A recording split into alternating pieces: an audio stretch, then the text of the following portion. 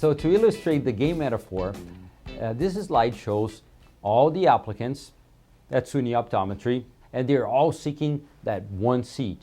At SUNY Optometry, we have an admissions committee comprised of 3 faculty members who actually interview students. So here they are determining and they're evaluating the applicants to see who is that purple cow, who is really that student, that candidate that will stand out.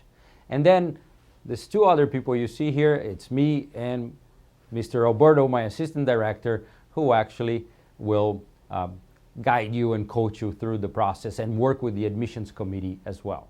This is a very interesting article that was published at the Wall Street Journal about this girl who was ranting about the fact that she received some advice from an admissions director who told her, if you want admissions into your dream school, don't worry about it. Just be yourself. Be yourself and everything is going to be all right. And we know that that's not true. Just being yourself, and that's what she talks about in the article that she's ranting about, is that just being herself was not enough. She did not get accepted into her first choice schools. And why is that true? Because again, it's not about just being yourself. It's about being yourself and meeting those standards that we talked about and that we will discuss throughout this presentation. So remember, it's not about yourself anymore. It's not about your wants and desires. It's about the standards of the game and do you meet it or not. The way you do it is by being your best self. So that's what you have to try to be, your best self, and not just yourself. To win this game, you really have to know the battleground. You have to know what the standards that are being asked of you are, know the battleground, know who your competition is, know what are the standards expected by each school that you're going to apply for.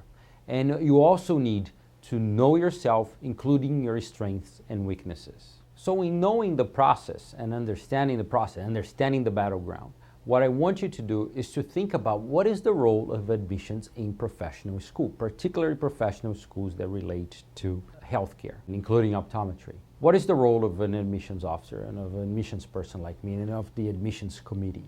So again, when we think about the battleground of admissions, think about what is the role of the admissions committee. The role of the admissions committee, and I absolutely love this quote that says that in giving you admissions, pretty much what I'm doing is I'm giving you a license. If you come to my school and I give you admissions, I want you to be a doctor. We'll make everything possible for you to graduate. So pretty much what I'm doing, I'm saying that this person, you have what it takes, not only to be a good student, but also to be a good clinician and a good doctor. And not only that, you are also a good candidate to be wearing and to be representing the name of my school after you graduate, and wearing that patch that you have earned by being admitted into, let's say, SUNY Optometry, for example. If I give you admissions, these are all the things that I'm giving you a green light for you to do, for you to not only be a clinician and treat patients and cure patients, but also carry that SUNY patch for the rest of your life. And that's a lot of responsibility. What you have to be asking yourself is that, do you have what it takes to be the kind of candidate? So how do we determine if you're worthy of that license?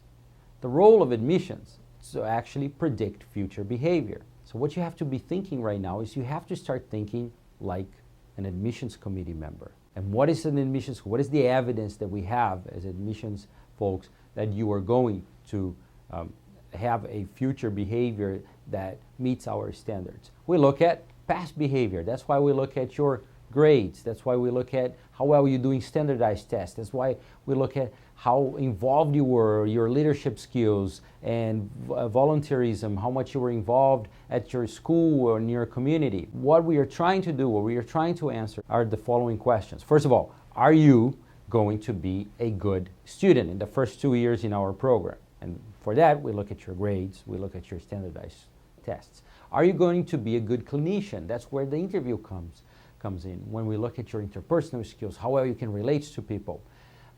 How good of a doctor are you going to be? And that also pertains to your interpersonal skills and critical thinking, reflective thinking skills. And also, how involved are you going to be on my campus? And that again will depend on how involved you were in the past. So start thinking about it.